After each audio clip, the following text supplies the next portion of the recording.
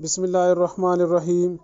दोस्तों, आज मैं आप लोगों को मामूली ज़ख्मों को फ़ौरी मुंदमिल करने का तरीका बताऊंगा, लेकिन सबसे पहले मेरे चैनल को सब्सक्राइब करना ताकि मेरे आने वाले वीडियोस आप लोगों तक बर वक्त पहुँच सकें।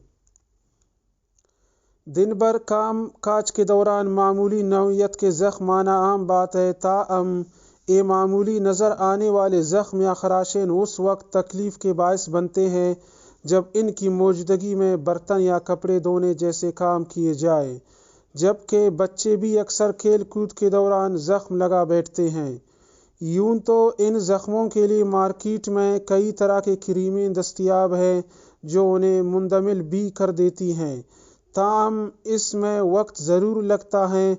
लेकिन आज यहाँ पर आपको किचन में मौजूद एक ऐसी सेहत बख्श ग़िज़ा के बारे में बताएंगे जो आपको सेहतमंद रखने के साथ ज़ख्मों का भी बेहतरीन इलाज है, और वो है शहद।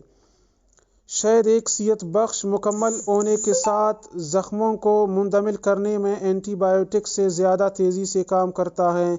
इसमें एंटी बैक्टीरियल और एंटी सोजिश खसूसियात पाई जाती हैं जो ज़ख्मों को तेज़ी से भरने में किसी मसीहा से कम नहीं। शहद में ऐसे अज्जा पाए जाते हैं जो बैक्टीरिया के ख़ात्मे को यकीनी बनाकर इन्फेक्शन से महफूज रखते हैं। कोशिश करें ज़ख्मों को भरने के लिए असली शहद इस्तेमाल करें। जब शहद ज़ख्म के टिश्यूज़ पर लगाया जाता है तो hydrogen peroxide glucose oxides enzyme reaction के ज़रिए पैदा होता है। ये आहिस्ता आहिस्ता जारी होता है और आपके बाफ्तों को सेहतमंद और नुकसान पहुंचाते बगैर एंटी बैक्टीरियल सरगर्मी फराहम करता है।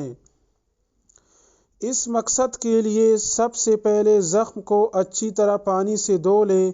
अब उस पर शहद की थोड़ी सी मिकदार लगाएं और पट्टी बांध लें।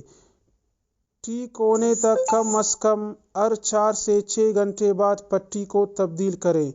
दोस्तों, अगर मेरे ये वीडियो आप लोगों को पसंद आ गया है तो लाजमी इसको शेयर कर दीजिएगा और मेरे चैनल को सब्सक्राइब करना मत भूलिएगा। शुक्रिया।